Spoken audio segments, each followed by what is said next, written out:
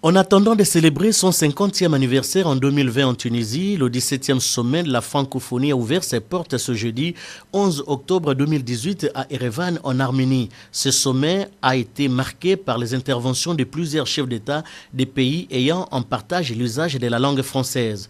Au-delà des considérations linguistiques, toutes ces interventions ont reconnu le mérite de la francophonie comme institution internationale avec comme principale préoccupation la promotion de la paix, l'égalité, la démocratie, les droits de l'homme, la liberté d'expression. Diversité étatique certes, mais la grande famille francophone est appelée à vivre ensemble dans la solidarité, le partage des valeurs humanitaires et le respect de la diversité, source de paix et de prospérité. Cet engagement de vivre ensemble permettra aux chefs d'État qui se retrouvent à ce rendez-vous de Erevan, événement de grande envergure dont les assises sont organisées tous les 2 ans, de regarder dans la même direction pour la promotion de la langue française avec un regard particulier sur la formation de la jeunesse dans les différents secteurs en finançant les différents projets intégrateurs pour le développement des États membres, au nombre desquels figure l'Afrique francophone qui tire son épingle des jeux. La République démocratique du Congo, qui avait organisé avec succès le 14e sommet de la francophonie à Kinshasa, y est représentée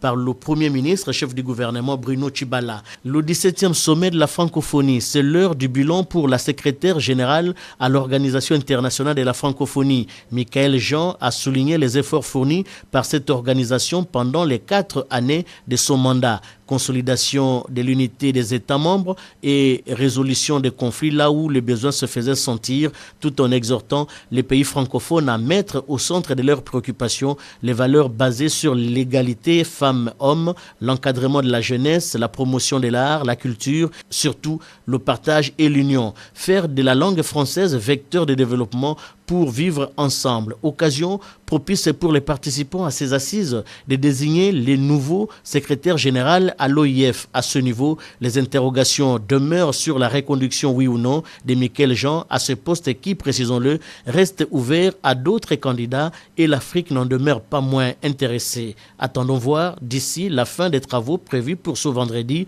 12 octobre 2018 à Erevan, en Arménie, pour ce faire.